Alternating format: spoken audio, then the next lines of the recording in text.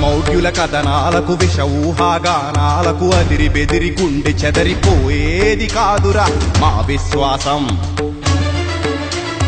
చితి మంటలు ఎగసి ఎగసి మిన్నును మండించాయని, తారలు తగలడ్డాయని నువ్వు రాస్తే వేదమా మారదు సత్యం.